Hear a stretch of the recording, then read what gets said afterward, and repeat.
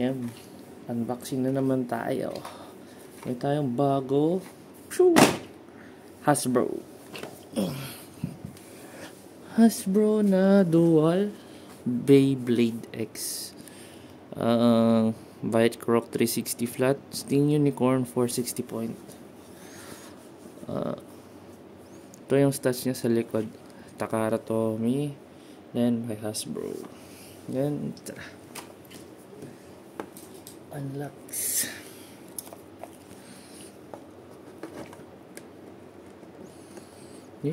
Sana.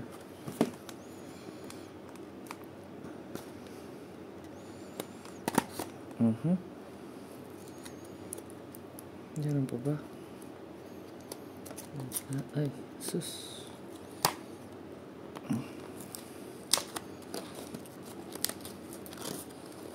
Ito.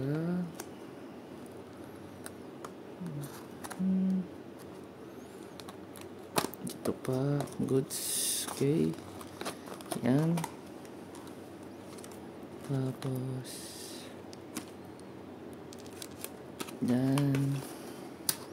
Uy. Tama. Okay. Ganito pala magkuhan. Yan. Strap.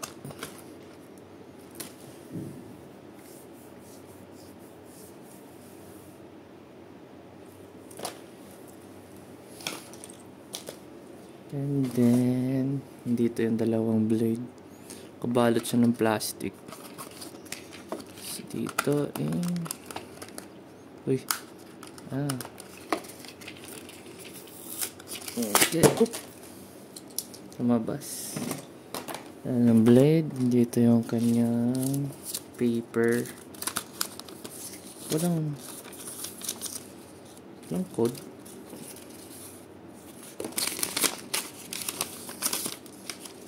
Wala siyang code. Yan.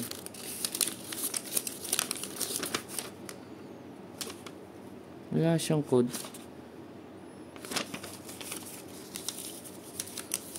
Pangit lang Hasbro.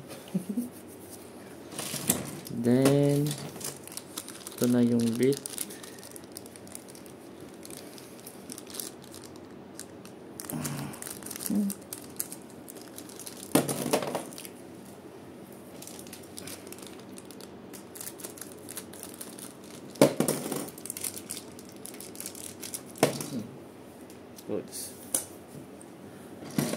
Pag Hasbro, dito pala yung code, nasa baba siya.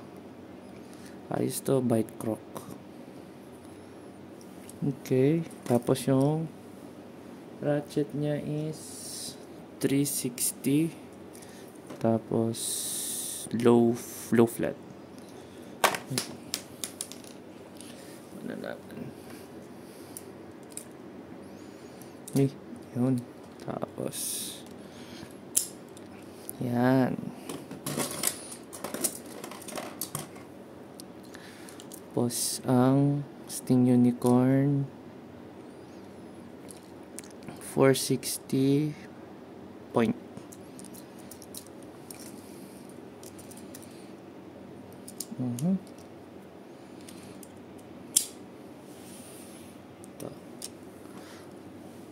Gustuhan ko lang to kasi ang color scheme nito ng Sting Unicorn same sa Final Fantasy na monster na Crazy Horse. Pakita ko mamaya. Tapos rin ito, Crocodile. Yung color scheme niya pareho sa Final Fantasy na Final Fantasy 1. So, try natin. Testing. Una muna ay yung Byte Croc.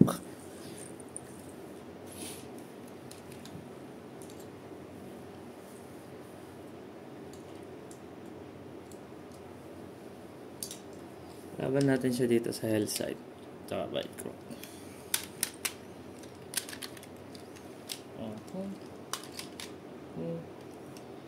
Dito, go.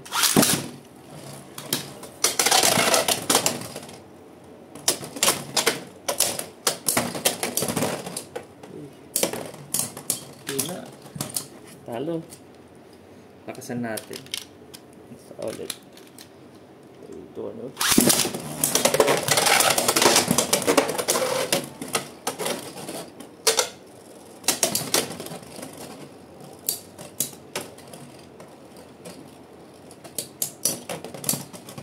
Talo. Ayos yung health set, naka-taper.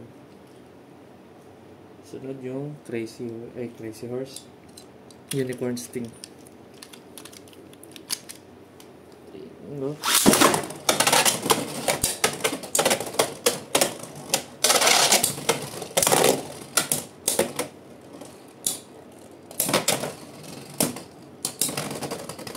Talo niya. Spa. Ito no.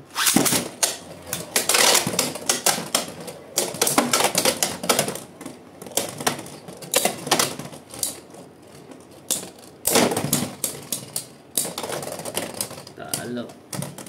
Mas okay yung blade ng si Unicorn Sting pagdadating sa laban sa health site. Try natin itong dalawa.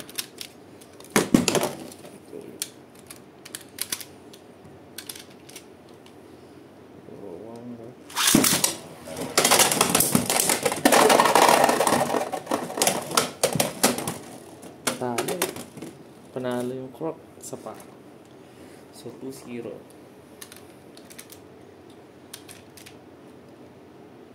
Lipat natin. Go.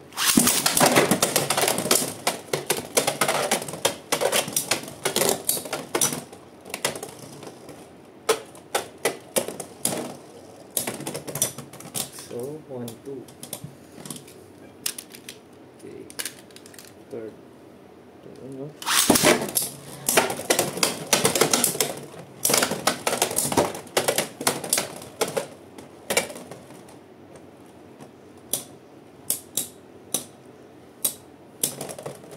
So 2-2.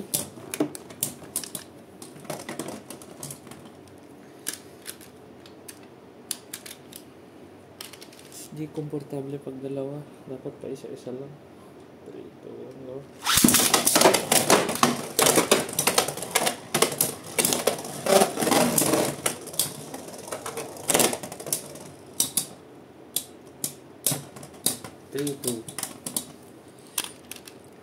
Okay.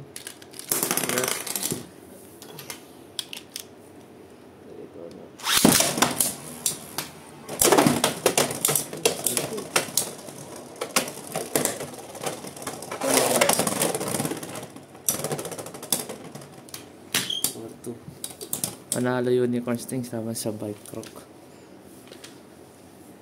Tapos yung Bite Croc, yung mold niya is the same as Shark Edge, pero kung ano lang, different. Pero pareho sila ng molding.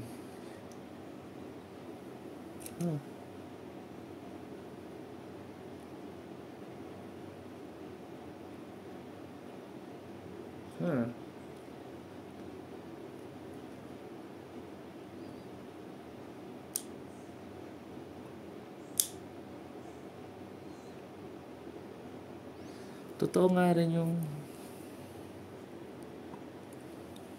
nga rin yung sabi nila, nakita ko lang sa net na pag Hasbro merong ganito yan, pero sa iba naman yung Takara Tomy talaga wala. Tingnan natin. Crazy Horse meron, Crazy Horse Unicorn Sting.